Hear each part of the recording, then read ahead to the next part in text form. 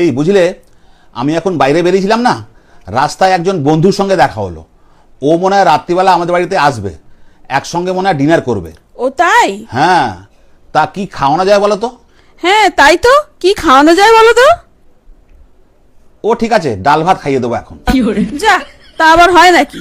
খারাপ ভাববে না একটা? সে ঠিক আছে, আমার ওপরে ছেড়ে দাও, আমি ম্যানেজ করে নেবো।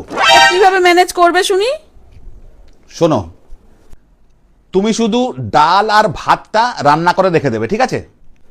আমি ওকে বলবো যে অনেক কিছু রান্না হয়েছে, মাংস হয়েছে, চিংড়ির মালাইকারি হয়েছে, ঠিক আছে? তুমি কি করবে, রান্নাঘর থেকে একটা বাসন নিচে ফেলে দেবে। আমি জিজ্ঞেস করবো, হ্যাঁ গো কি পড়ে গেল? তুমি বলবে যা যা, মাংসটা পড়ে গেল। তারপরে আরেকটা বাসন ফেলে দেবে। আমি আবার জিজ্ঞেস করবো, হ্যাঁ গো কি পড়ে গেল? তুমি বলবে যা যা, চিংড়ির মালাইকারিটাই পড়ে গেল। তখন আমি বলবো ঠিক আছে, তুমি একটা কাজ করো, ডাল ভাতটাই নিয়ে আসো। এই করে আমরা ডাল ভাত খেয়ে ডিনার সেরে নেব, ঠিক আছে? ঠিক আছে, তাই হবে। বুঝতে পেরেছো তো? হ্যাঁ বুঝেছি। ওকে। A few moments later.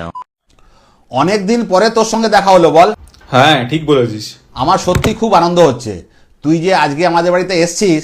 সত্যি কি যে বলবো তোকে, থ্যাংক ইউ ভাই, থ্যাংক ইউ। আরে ঠিক আছে ভাই। আচ্ছা, গল্প জমিয়ে পরে হবে, আগে আমরা খেয়ে নিই, ঠিক আছে? একদম একদম, চল। ওকে। হ্যাঁ গো, কি রান্না হয়েছে দাও, নিয়ে আসো।